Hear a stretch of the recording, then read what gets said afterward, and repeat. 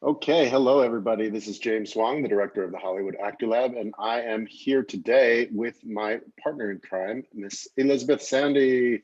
Hello. Hello, hello, hello. Hi, everyone. Nice to see you in cyberspace. So we are going to talk about some topics that we've tried to talk about before, but something technical always went wrong. The last time we tried to talk about this, it didn't record the video. Then our kids woke up in the middle of the night, and our kids are sleeping right now. So we are recording now that they're in bed. Today, we're going to talk about some of the things that I just want to unpack regarding the culture of actors, the mentality, the psychology, the endurance, things like that. Anybody that knows me knows that I love talking about the work. I love talking about people. I love actors. One thing I really don't like talking about though is the industry. So we're actually going to talk a little bit about that too. Mm. But not so much in terms of like, how do I get an agent? How do I do it? How do I get auditions? More about the emotional toll that actors put on themselves and some of the pitfalls and some of the just overall, for lack of a better term, pain and suffering that actors put themselves through and why that is. So I want to talk to you about it. We've been together or working together, gosh, going on 11 years now.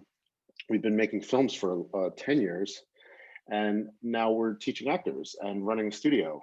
By the way, the Hollywood Actor Lab is an acting studio. We not only teach actors professional actor training for film and television with a foundation in theater, but we are also an acting studio providing all things digital for actors, from photography, I just said photography, editing services, film, demo reels for from editing to content creation and so on and so forth. So all things digital for actors as well as an acting studio. We recently relocated to the Melbourne area, so we're teaching actors in person in Melbourne and continuing to teach actors all over the country in the US on Zoom. Now, getting right into it, there's some topics that I want to touch upon. The first, like I mentioned, is this relationship between actors and their craft, and why, as lovely and rewarding and awesome as it is it also so tumultuous for some people?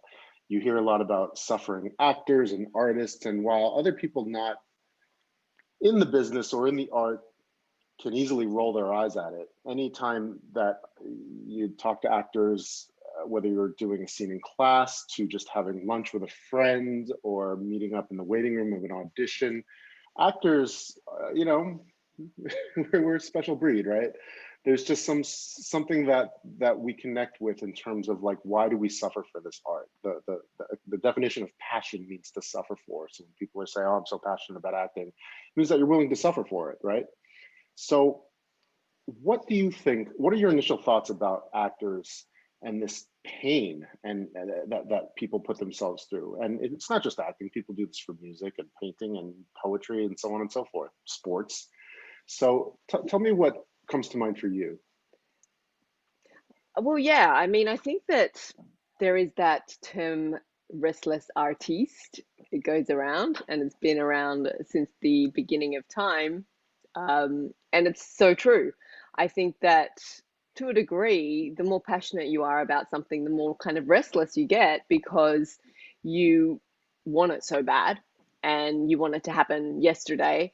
And you see everything, every step that you're taking as a step closer to that goal that you want to fulfill. And one of the pitfalls of being in this industry is that it's not as logical as, say, going to college, getting a degree, and then you enter your industry and work your way up in usually a logical kind of progression. With acting, it's all just a bit unpredictable. As we know, you can have huge successes right off the bat and then nothing. You can chip away at it year by year and then have a big break. And then all of a sudden, that big break's lost. It's very, very unpredictable. And I think that that does create suffering because there's that uncertainty. And often there is very little feedback given to you as to why perhaps you didn't get a role or why perhaps you didn't sign with that agent. I think it's the unknowing that contributes to the restlessness and that term, restless artiste, that many actors feel. And I think that with anything artistic, you immerse yourself, and particularly with actors, we're in touch with our emotions. We feel things deeply because it's literally our job to access those areas of our body, of our mentality, of our being. And I think that that also means that we kind of set ourselves up for feeling things much more deeply, feeling disappointment much more deeply, feeling that criticism in class even more deeply. It's a personal reflection on us because we delve so deep into our own personality, into our own kind of personal pit of emotions, and bare our soul a little bit, or at least feel like we're bearing our soul every time we audition or perform. Um, What do you think so it I is? think it's twofold. What do you think it is about the society and the culture of actors where the almost cynical permission for other people to criticize or to roll their eyes at somebody who's an aspiring actor, or um, if you tell somebody, oh, I'm aspiring to be in the Philharmonic, and they'll say, oh, that's amazing, or they say, oh, I'm a stand-up comedian, and they're like, oh, cool, can I see a show sometime? I love comedy. Or somebody saying, my goal is to make it to the NFL. People will be like, oh man, I wish you the best of luck. But whenever, especially in an industry town like Los Angeles, where we just spent, the last 20 years, they're a dime a dozen. People will kind of immediately have a cynicism. What do you think that's all about, where people almost feel like it's okay to make fun of actors for wanting to be actors, but then they idolize movie stars and TV stars, and Yeah. they binge watch their favorite shows? And they brought back this golden age of television where it used to be people would talk about what happened on Seinfeld on Friday morning at work, but now people are constantly talking about what hit show they've been watching, from huge budget things from like Game of Thrones, or to cult hits like Breaking Bad, and now even lately just whatever the latest thing on Netflix is. What is it about society and the culture, do you think, that it is where people do have feelings, and I find it remarkable that people think it's okay literally to just shit all over actors who are aspiring to work. Yeah, I mean, I'm not sure it's necessarily coming from a place of them wanting to kind of put actors down. I mean, sometimes it probably is, but I think it's because perhaps they don't understand it. And that kind of harks back to what I was saying before, is that with a lot of other jobs, there's a really logical progression to it. It's easier to understand because you're like, okay, I get this qualification and I work my way up, and my end result is going to be about this. I'm going to be earning about this. Um, I'm going to, perhaps set my goal for the top kind of firm, say if you're a lawyer, and it's easy for someone else to go, oh, okay, I get that.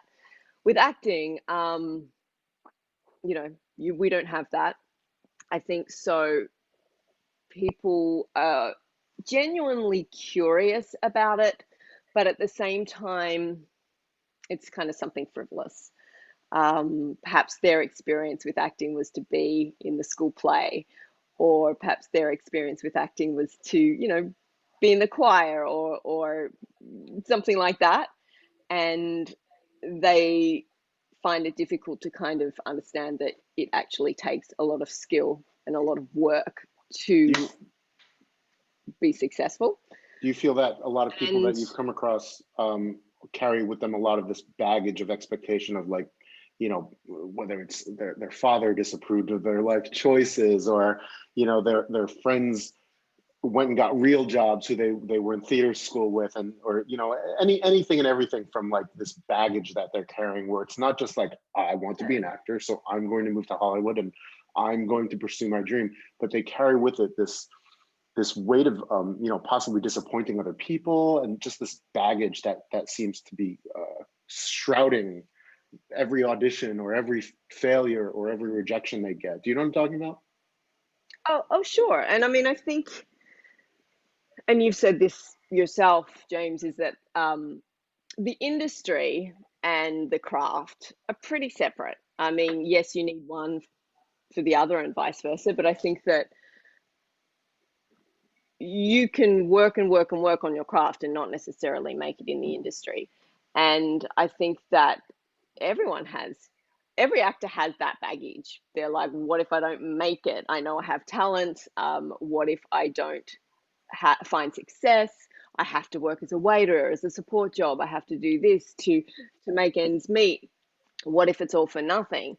And, you know, I would probably hazard a guess that most families, unless maybe they come from an entertainment kind of background, would kind of wish that career on their child because of the uncertainty that it holds. I do think that also it's a bit of an intangible thing for people who aren't in the industry to understand this career path, because to them being a successful actor means, oh, what have I seen you in? What TV show have I would I see you have a role in? What movies have you been in? I have friends that are Rarely would they doctors, ask. and they're probably saving people's lives. And when they post on social media, they'll say something like, "Oh, I went on the most beautiful hike today," right? And an actor, they kind of are constantly posting and socializing about the work they do, and I got a role, or see me in this, or here's a sketch comedy I did, or here's a YouTube video I'm in, and so on and so forth. And they kind of have to always shout their successes from the rooftops for people to know that they're working, or people will be like, "Oh my God, I saw you in a commercial," and they'll discover their friends acting that way. Whereas, people in other professions aren't constantly self-promoting what they do, even if they're saving lives. Yeah, but at the same time, like, as an actor, your part of your job is to be in the public eye and to self promote, as icky as it can be at times. I think that you know, especially with social media and the way things are changing, where you go to an audition and they ask for your Instagram handle, or you're told by your agents, you know, you need to make your own content, you need to be on TikTok, you need to be pumping out content. It doesn't really matter what it is, you just need to get your face out there. Um, that's, especially for newer actors, what's being kind of fed. And I think that with that comes this desperation and this urgency of, I better at every given moment find something to tie into my acting career to And promote that right myself so there, that that right I'm there is a getting my major face out there. that's a major fork in the road. I think that a lot of people who are pursuing this, I almost said young actor, but I censored myself and I said new actor, because you could be 65 years old and take your first acting class. Um, Yeah, the the big key difference right there, which I want to talk about next, is prioritizing the work versus the idea of chasing down fame or notoriety, or um, everybody understands that this idea of making it means that you get your name out there, people start to recognize you, they start to associate you with films and TV shows that you've done, or TikTok things that you're becoming famous for nowadays.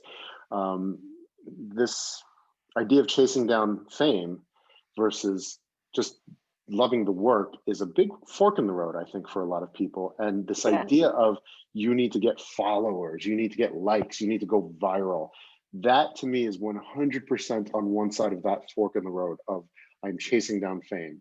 And that is what I want. That is what's going to get me to the next level. And that's what's going to sustain my ability to continue working.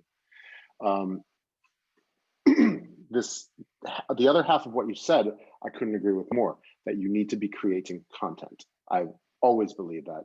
I'm too old to be on the TikTok, Instagram fame thing, but from day one, when I decided to become a serious actor, I started to learn how to become a filmmaker simultaneously, hand in hand, because I knew that I wasn't just going to start appearing in TV and movies. I just knew, because it was the early 90s, and it was like, you know, less than 5 Asian Americans I could even think of that were in TV and film at the time. So I just always knew that, whether it was like the super low budget indie route that people like Kevin Smith were becoming famous for, to just a gigging actor who finally made a massive breakthrough in level like Matt Damon with Good Will Hunting. Like, I just knew from an early on time that creating content was so important and to learn those skills.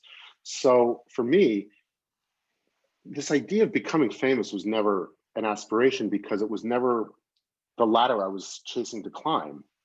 You know what I mean? So since we work in an industry of types, you see actors and you see them working. And I was completely drawn to actors like Philip Seymour Hoffman and Edward Norton and, the five or less Asian American actors that were working, but just people that weren't becoming famous because they weren't Brad Pitt. Now you and I probably diverge here because you grew up as a beautiful young blonde-haired, blue-eyed woman in Australia.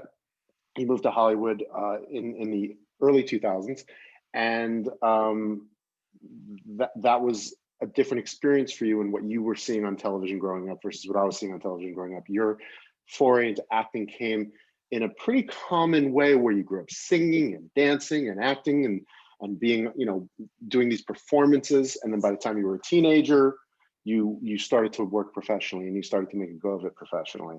And I think a lot of young women sort of had that experience as their foot into acting. Am I right? Yeah, yeah, but I did take a break from working professionally to go to conservatory for 3 years. So I think as a 20 something, early 20s. So yeah, I was working professionally, but I never underestimated the importance of having a basis in the craft. And I think that that's like we said before, that's where the industry and the passion of the craft are in separate kind of compartments, and yet both are required Right. for And success and in you the always fell in love with the industry. work. You loved the performance aspect. You loved the storytelling aspect of it. And you loved performing. You loved doing the work, and you dedicated yourself to go to a 3-year conservatory, to 2-year conservatory to do just that. Yeah, And that to me is a huge, like I said, a divergence, a fork in the road where there's so many actors, especially in Los Angeles, that are chasing down the dream and don't even go to acting classes. They just want to become no, famous and they think they're going to be discovered and they hustle, hustle, hustle. And you could just tell within 5 minutes of working with somebody if they're trained or not. And you're speaking different languages, but trying to achieve the same thing. And, that's not always bad, but, sooner or later, I think it catches up to people. And I mean, tell me about your relationship with that idea of wanting to just do the work and understanding that fame could or could not happen versus people that, I always say, if you want to be famous, there's a whole genre waiting for you called reality TV that is huge and popular, and there's a million opportunities for you to get that chance. And that's where I think people who are seeking fame should go. But there's no place for actors in reality TV unless, that's what you've chosen to do now. And to me, there's a whole other genre, which is simply narrative film and television and theater. So tell me about how you've navigated that relationship, because I'm not saying I'm, so pure about not wanting fame, but I certainly never saw it in my future. I just simply saw like, this is really fun and I really enjoy this. And this is what I want to do for the rest of my life. And yeah. because I guess in a way, I never saw myself as having the possibility of becoming famous. I really didn't. So it's never been on my radar. So tell me about how you navigate that relationship between just loving the work, but also understanding that, well, fame would really make my life easier if I had a breakout movie and all of those things. Yeah, So tell me yeah. about your relationship with that and what that's been like from being a teenager who kind of, everybody dreams of their Oscar speech, but then, as you become a little bit older and wiser and more pragmatic, and, you were a hustling working actor who has a fantastic resume and a very impressive body of work. So tell me about how you've navigated that relationship. I'm not sure I've navigated it so well. I Yeah, I did always say I just want to be a working actor. I want to be able to make my living out of it, and that's my main goal. Although, to be perfectly honest, I think that bubbling under that was an element of I I don't necessarily want fame, but I want the notoriety of someone like Kate Blanchett or Jessica Chastain or Amy Adams, to be able to be just really respected as an actor and offered amazing roles and having the opportunity to pick, and also just having the opportunity to work on things that just were meaty and interesting and had a strong base in storytelling. Now, we both know that as an actor, those sorts of actors and those sorts of opportunities are pretty scarce. Um, and you do have to do the one-liners, you do have to do the commercials, you have to do kind of the crappy theatre that no one's coming to see, but it's a gig. And I've done my fair share of that. I think that as I was when I was a teenager, I was doing really interesting work because I was not having to earn a living out of it. So I was doing a lot of theatre that wasn't paid, but really interesting. I was going to the library and reading books about theatre and craft, and I had the time to do that then. And then as I got older, the aspect of, gosh, maybe this is taking a little longer than I thought. Maybe this isn't going to happen, or at least the way that I kind of envisioned that it would. And to be honest, that's kind of what's happened. I'm not saying that I'm not proud of the achievements that I've had so far, but I did have to change my perspective a little as to what to expect from the industry as I became more experienced. And that is, you've got to stay hungry and you've got to absolutely do projects that you're interested in. But to be pragmatic and actually, build your resume, take the smaller roles, make the most out of them that you can. Obviously, don't compromise any of your morals or do something that is absolutely terrible just because you think you need to for your resume. But just focus on one step at a time, because end gaming, like I did when I was a teenager, wasn't very helpful for my confidence, because I think the desperation of getting an audition, and you didn't really get that many auditions in Australia. The industry is pretty small. So when I got one, I placed so much importance on it that it was, just too much pressure. Yeah, everybody goes through that. Um, You and I started right around the same time in the mid '90s as teenagers, yeah, and here we are yeah. many years later. And I wanted to ask you, actually, was that the end of your thought? Because I wanted to ask you about. I'm not sure if I answered your question, but that's what kind of came to my thought when I to my thoughts when you Well, asked me that. Is it does lead me to this idea that I refer to a lot, the uh-huh. Dunning-Kruger effect. Uh, this is a scale of confidence versus competence or ability. And early, when you're young, you have this sort of unwarranted confidence, this blind confidence. And I think that comes a bit with youth, and I think that comes a bit with naivete, as well as just sheer ignorance, really. And I think there's a lot of actors who make a lot of mistakes right in this area right here from the very beginning.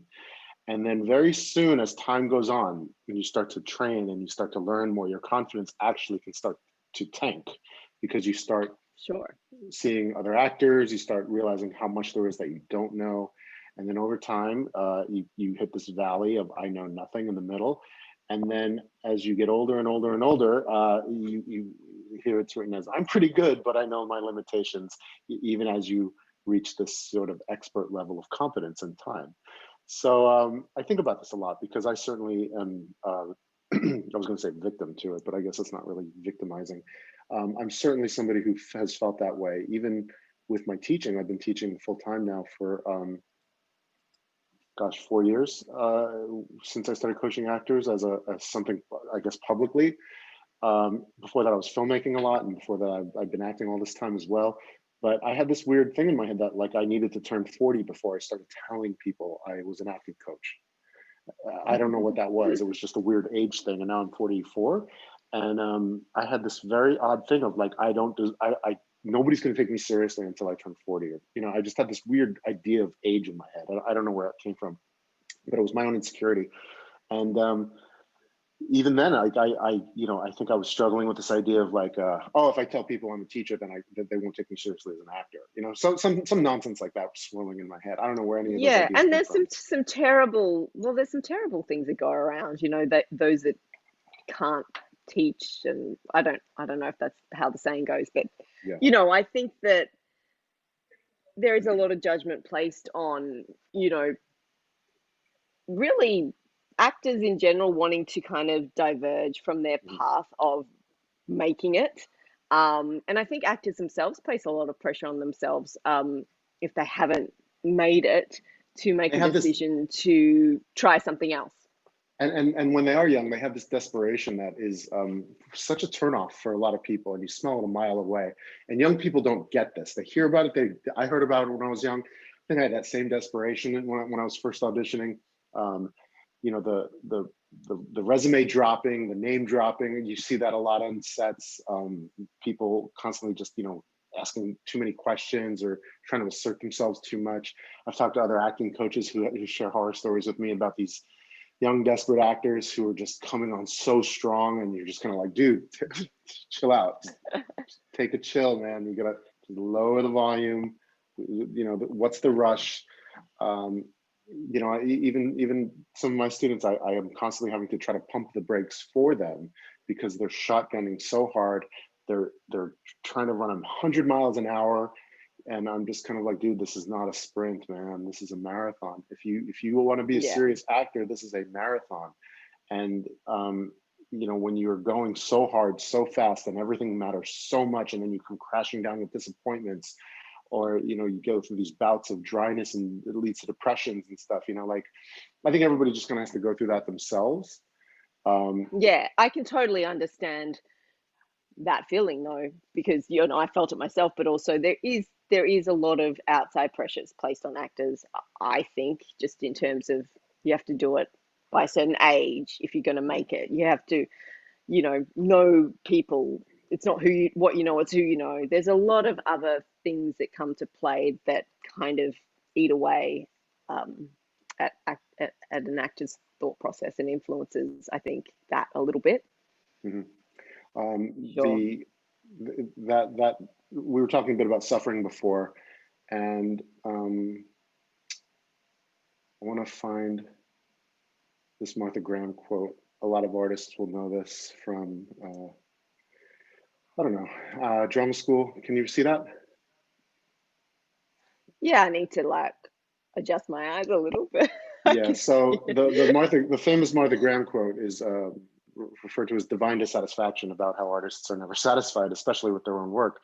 Um, she said, "There is a vitality, a life force, an energy, a quickening that is translated through you into action. And because there is only one of you in all of time, this expression is unique. Hmm. And if you block it, it will never exist through any other medium, and it will be lost. The world will not have it. It is not your business to determine how good it is, nor how valuable, nor how it compares with other expressions. It is your business to keep it yours clearly and directly, to keep the channel open. You do not even have to believe in yourself or your work. You have to keep yourself open and aware to the urges that motivate you. Keep the channel open. And for you, Agnes, speaking to you, have so far used about 1/3 of your talent. No, but I said, when I see my work, I take for granted what other people value in it. I see only its ineptitude, inorganic Hmm. flaws, and crudities. I am not pleased or satisfied. No artist is pleased.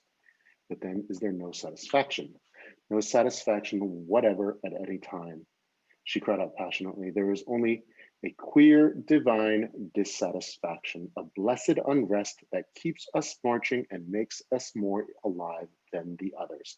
To me, that really sums up the very first thing I brought up, which was about the artist and the suffering that many people roll their eyes at. And any artist will just be like, yeah, I get it. That's me. The passion, what you're willing to suffer for. That's such a famous quote for so many reasons. I think it just nails it right on the head so eloquently with why are we always yearning for more? Why are we so self-critical? I just watched like 4 different Hollywood Hollywood roundtable Hollywood Reporter actor roundtables, and everybody from Gary Oldman to Robert De Niro to younger actors were like John Boyega from Star Wars, and the Adam Driver, these wonderful eclectic groups of people that are at the top of their game. Sam Rockwell talking about how he was shaking in his boots doing Fool for Love, and Sam Shepard was in the audience, who originated the role. And it doesn't matter who you are, where you're at, and Robert De Niro, and even just saying like, you never lose that fear and that excitement and that worry and that stress of sucking. Meryl Streep talks about it all the time. She's constantly nervous. People are like, how do you get nervous? You're the most celebrated actor on the planet. And she's just like, I'm human. Of course I get nervous. And she was saying how she like forgot her opening line on day one of a movie set, and she'd read the script 100 times and she froze and she's like, fine. That was the first thing she said on this movie set. I mean, I think it's what makes those actors so great, and a lot of actors so great, is that they're always hungry to learn more. They don't think that they've hit their pinnacle and it's done, and that's what makes a good actor is that endless curiosity and self-reflection. And going back to the quote. Yeah. Yep. Go ahead. Go ahead. Oh, just, finish your thought. I was just going to say that quote, I think is so true, because we only know how to be ourselves. And I think that a big kind of mistake that actors make is that they see another actor kind of having a thing and an it factor, and you as the actor try to replicate that, and you're just never going to do it the same way that they can do it, because that's their thing. And that's what kind of waters down a lot of what you can bring to the table. And I was definitely guilty of that throughout my career, trying to kind of be what I thought they wanted me to be, and seeing someone do something really well and trying to do that as well. And it just wasn't me. That was it. Very well put. Yeah, Gary Oldman. Yeah, in that Hollywood Reporter roundtable, like him and Adam Driver were talking about the beauty of theater, and how every night you just kind of go home and beat yourself up about the performance, and you try to take it easy on yourself, and you're like, that part was good, that part sucked, and tomorrow I have another shot at it. And they both kind of said how the last performance of any show was always their best show, because you have this surrender and knowing like, this is it, this is the last one, and you kind of have this like letting go. And it's finally, after this long culmination of the rehearsal process to the performances, you finally, you just try to knock it out of the park every chance you get. And then Gary Oldman was saying how he really fell out of love with acting in film because it's such a fast process. There's almost no rehearsal. You go through this quick, clunky blocking session for camera. Everybody's rushing. And then he's like, you do it a couple of times and then they're like, that's it, got to move on, next. And he's like, he started saying how he just hated that feeling of ineptitude, this divine dissatisfaction, but he said it was just weighing on him too much. And he really started to fall out of love with film acting because it just seemed so incomplete all the time. And he said he had to really go dig deep and re-fall in love with acting, and just this idea of survival, because he said he was never somebody who could just sort of torture himself and beat himself up all the time, but he did in fact fall out of love because he had this overwhelming sense of like, I wasn't good enough. This is one of the greatest actors of all time. It's like crazy. People magazine says they're just like us, and it doesn't really matter how much you achieve in your career. I think that divine dissatisfaction that Martha Graham described is just the plight of so many different artists. And I think acting is one of the most noble professions. Being a storyteller, putting yourself into this position of being in the public eye, and it connects people. So many people, whether, like I said, you're around the water cooler at work talking about your favorite shows, and now people are talking about it online. It's something that brings people together, and people have this. It's very important. Yeah, I think definitely. So I also like what you just mentioned about what were you saying before about gosh, the thoughts escaping me at the moment. About you only know how to be yourself, right, with regards to the quote, or yeah. And the more I started making films, the more it really informed my acting, where I just wanted actors to come and take a piece of writing that I had my own idea of, but I was far more interested in other people's ideas. So when you say, oh, I just wanted to give them what they wanted, 99% of the time, they Yeah. don't know what they want. They really don't know what they want. They'll know it when they see it. And if they're anything, it's such a collaborative process that every director and every filmmaker will have an idea, but it's usually not set in concrete that they're just looking for somebody to tick boxes. Filmmakers are looking to be inspired by other people as well. Like, not every filmmaker can compose a score. They're waiting for their composer to come and just blow them away with a piece of material. Same goes for actors. They filmmakers don't always know how to make sound effects. They're just waiting for the sound effects department to come and blow them away with amazing explosions and ray guns and whatnot. And actors are the same thing. When they are at the audition, they know the material. They know what the scene needs. They know what emotional arcs need to happen, but they want to see the character and the behavior emanate from the next person that walks in the room. So Yeah. with this torturous process of the audition, let me ask you about industry stuff.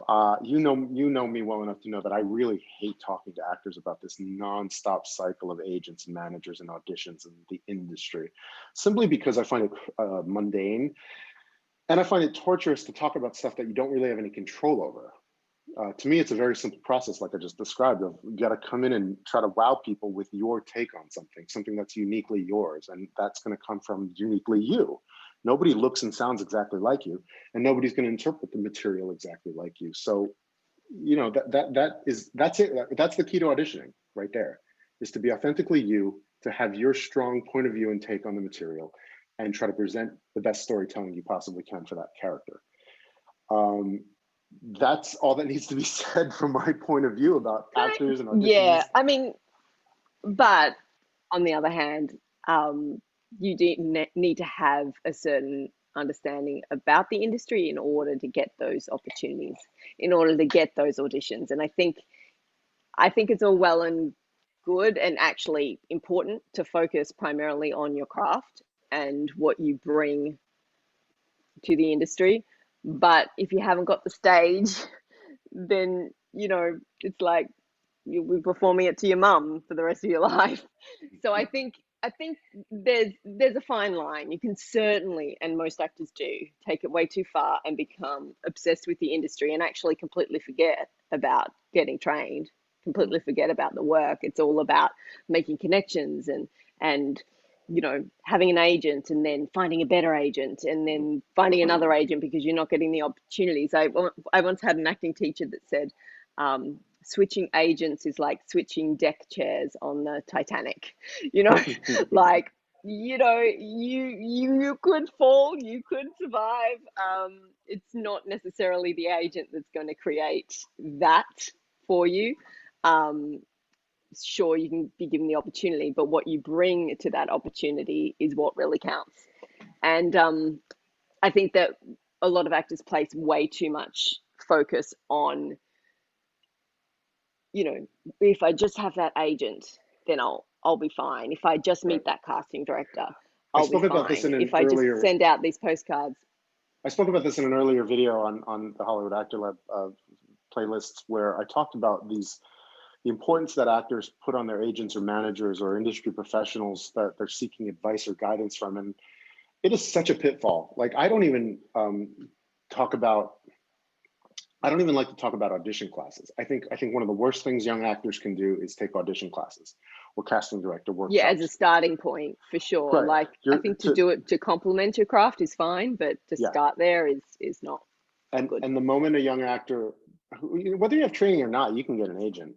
If you have charisma and a good look and you're fit a type that this agent needs on their roster, they're going to take you and they're going to start submitting you on auditions. And they're not artists. They're business people, and they're going to tell you how to take all the shortcuts. They're going to say the things like, "Oh, get your Instagram followers, Twitter followers up, start making TikTok videos." They're going to say that because they want their shortcuts. They're also going to say, "Take a casting director workshop, build your relationships and network with casting directors, take audition classes, and learn how to audition so you can book the role, so you can get paid, so I can get paid."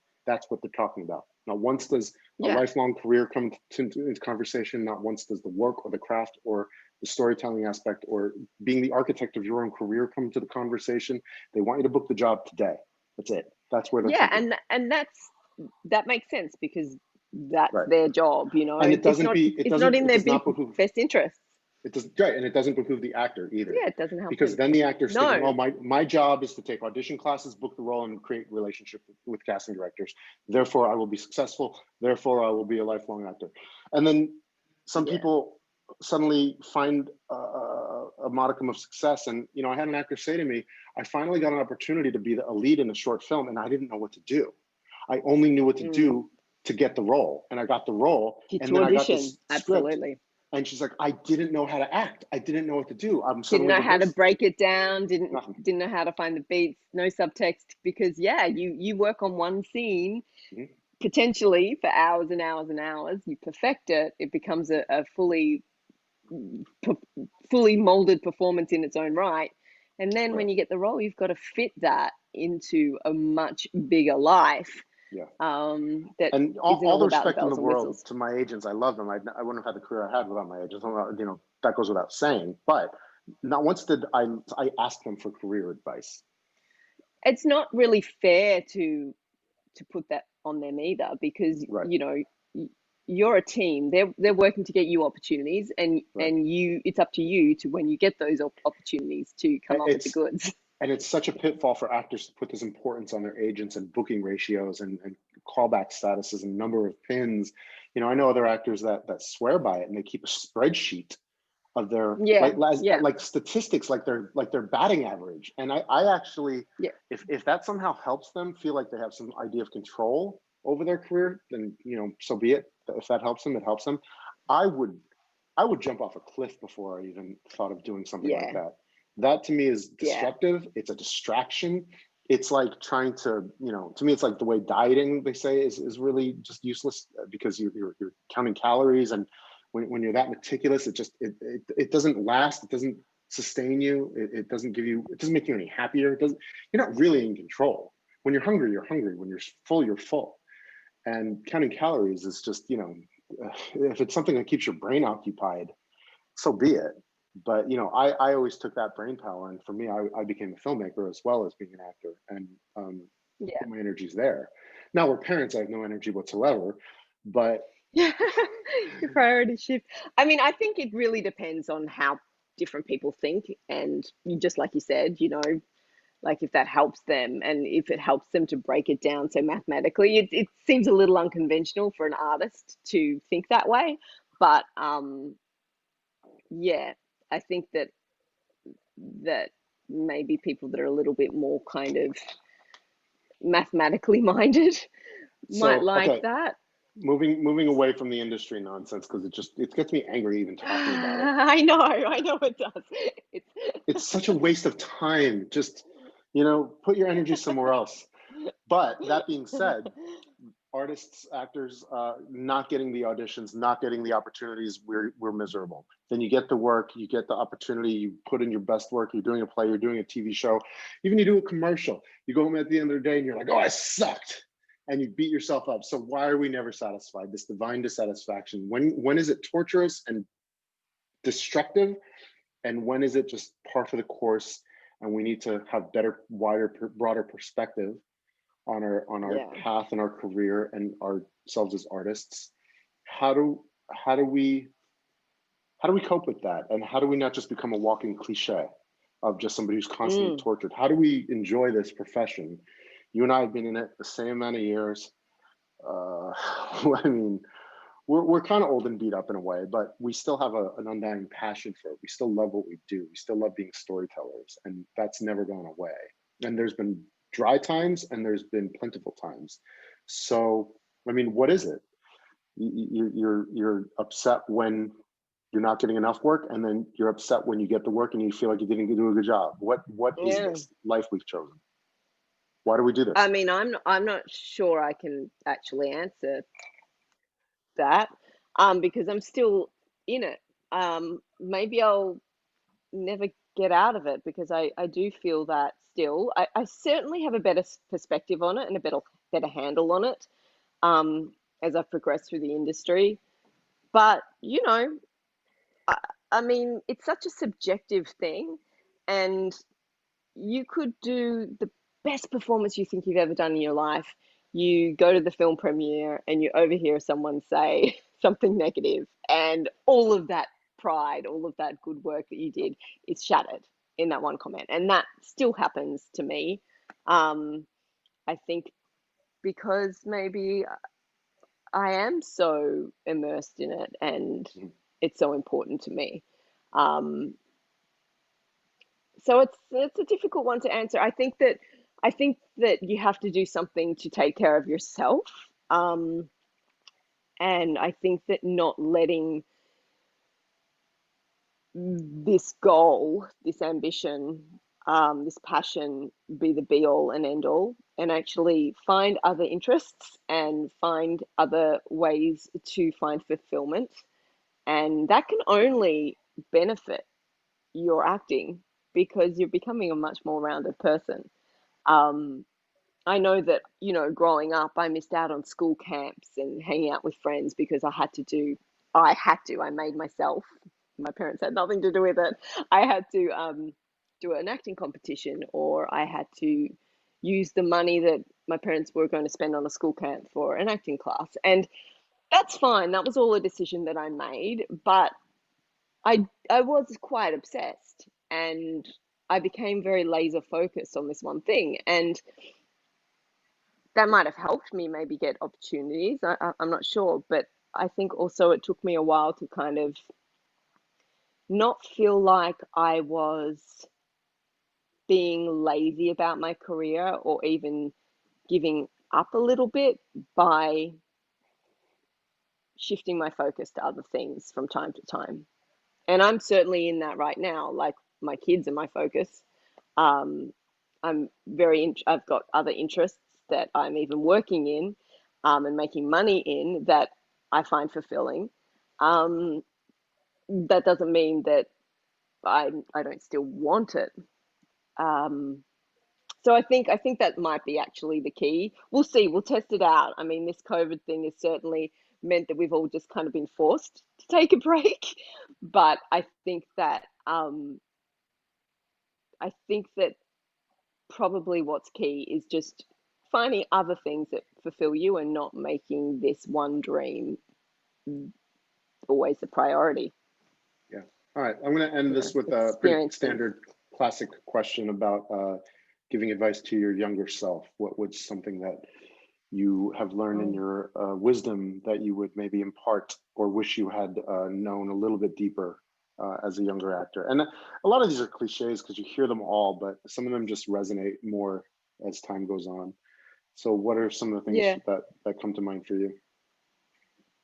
I think actually continuing on from what we've just talked about, just enjoy the journey, enjoy the ride, take, you know, everything in, and just let it be, and don't take it so personally. Don't take things to heart so much. Don't let what someone else has to say about you, the way you look, or the what your talent, define who you are. Certainly take the feedback and work with it, but don't let it don't let it destroy you. You know, don't. It sounds dramatic, but like, you know, I would get some feedback that wasn't very helpful, was even mean, and, you know, would spend the next couple of weeks really just feeling awful, and that's normal. But just try to gain some perspective, because it's such a subjective industry to be in. Great.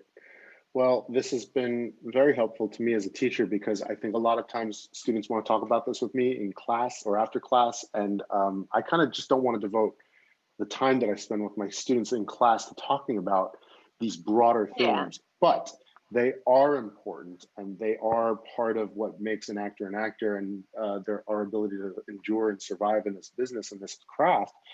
And it is stuff that I do find important to speak about. I just don't get a chance to with class. So I hope this is helpful to people that are watching. And I hope that you know, it's not to say that I don't think it's important to talk about, because it is. It's just, you know, acting is one of those things that are just so multi-layered. I could talk about it forever. I could talk about the culture, the craft, Oh, the work, different movies, different TV shows. I could talk about that all day long, and we do a lot. But yeah, with a lot of my students, it's been on my mind, because, you know, a lot of people do want to sort of pull me aside and say, hey, I have a couple questions, and they want to talk about this stuff. And mhm. it's important to talk about. And there's just so many things It to is. unpack. You know, like martial Yeah, arts, I'm a lifelong martial artist. And when I talk to other martial artists, we talk about everything from, you know, martial arts movies to actual competitions to actual fighters. And we talk about techniques, and there's just so many things, philosophy. And, you know, acting is very much in the same way. Um, it is important to sort of sit down and talk to sometimes with people that I think have the right mind about it and have the wisdom and experience to share. So you are somebody that I've obviously respected your opinions and your thoughts, and you've been my sounding board for 11 years now. So, you know, your experience has become my experience in a lot of ways, and your philosophy and approach to the work, I think we've influenced each other a lot. There's a lot of times that you kind of sure. just calm me down and chill me out. And there's a lot of times that I see you kind of almost like over obsessing, like we do as actors, or even Yeah. over preparing, where I've had to say to you, listen, you got it, you're prepared, you know the material, just put it away. Yeah, we've definitely got different different preparation techniques, which I appreciate. You know, Yeah, it's really interesting because it just goes to show that acting just is not clear cut. You know, yeah, every actor is different. Yep. yeah.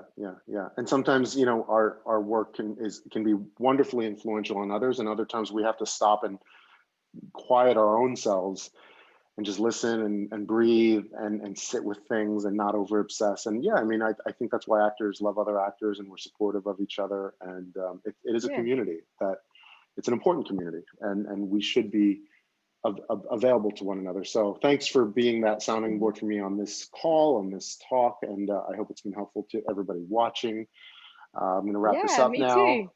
And yeah, once again, the Hollywood Actor Lab is an acting studio. We're doing a lot of Zoom classes, and we are teaching in person in the Melbourne, Australia area. So check us out at hollywoodactorlab.com. Follow and friend us on Facebook at Hollywood Actor Lab. And we're also on Instagram, which I'm not that active on, but I am All very the active socials. on the we're socials. we're down with it. We're down with it.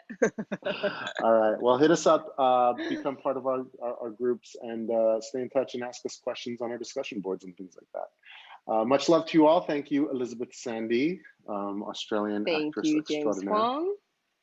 All right. I think we're going to have another cheers and watch a reality show and go to sleep. Yeah. For all you Speaking want to be of. stars. Oh, and I should All say right. that, Bye, guys. let me just say that I wasn't crapping all over reality shows and reality television. No, There's some that are they great. definitely have their place. Goodness me, I've watched my fair share.